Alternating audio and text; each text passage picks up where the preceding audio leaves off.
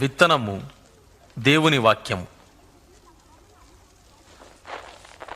త్రోవ ప్రక్కన పడిన విత్తనములు ఎవరనగా వారు వాక్యం వింటారు, కానీ అపవాది వచ్చి వారి హృదయంలో నుంచి సందేశాన్ని దొంగిలించుకుపోతాడు, వారి నమ్మి రక్షణ పొందకుండానట్లు చేస్తాడు.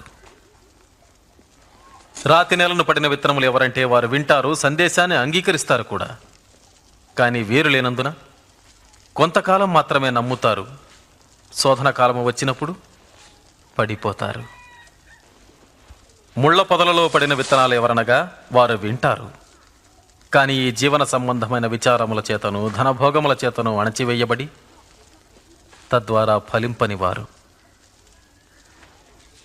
మంచి నేలను పడిన విత్తనాలు ఎవరనగా యోగ్యమైన మంచి మనసుతో వాక్యము విని హృదయములో భద్రపరచి దానిని అవలంబించి ఓపికతో ఫలించువారు.